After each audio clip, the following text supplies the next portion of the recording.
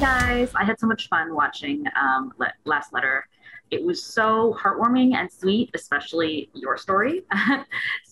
Starting with Felicity, I know you said you've been wanting to work with JoJo or work on a project of JoJo's for a while. What is it about her writing or her stories that inspires you? I think she has write such accessible characters. I think she taps into a modernity. I think they are just brilliant feel-good films. At that point, I remember meeting Augustine quite early on, and she said she wanted to do something cozy, and I was in a similar place. We'd both done projects before that had been quite tough, so we both wanted to do something that was a little bit more warm-hearted, and so Last Letter was perfect. I love that. I think cozy is the perfect word to describe it.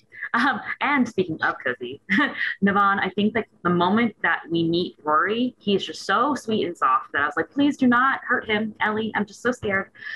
Can you talk to me about what he sees in her and what draws him to her?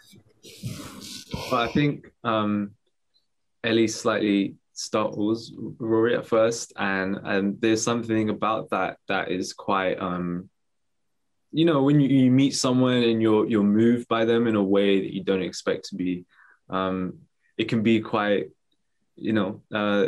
flirtatious, and you have a natural curiosity towards that person. I think that's what happens to Rory, and it's it's just about just him keeping a lid on like his feelings, and not get too overwhelmed by Ellie's undying need to break the rules for no reason. So it's interesting that Ellie is both quite romantic in how she is drawn into the story she finds in these letters, and yet very afraid of taking the first step towards a new romance or towards finding happiness in her own life.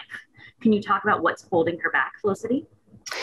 Well, she's become a little bit jaded, and it is quite an interesting combination that she's both romantic but very cynical at the same time, and maybe the two come together eventually when you've had enough knockbacks.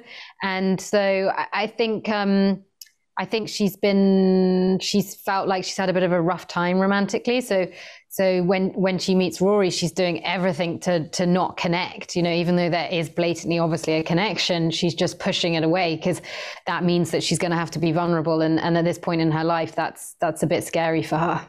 Yeah, definitely. I love that she learns through the story of Jennifer, and both of you learn different lessons in the film. So Nabhaan, is there anything that you learned from Rory or from the story of Jennifer and Anthony? Yeah, completely. Love can be hard, it can be painful, but ultimately if you really have that feeling, it's worth enduring because it makes life richer and more worthwhile. But yeah, losing someone, it can be really painful, and if you can help it, try and patch things up and move on. That's what I took away from it. Definitely. Finally, what is your favorite method of staying in touch with loved ones, if not handwritten letters now?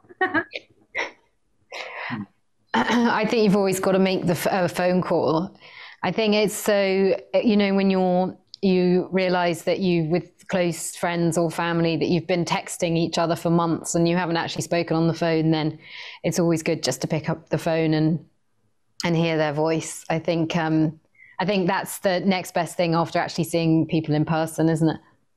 I agree. I'm a terrible texter. Always have been. So phone calls or voice notes, I think they're quite personal.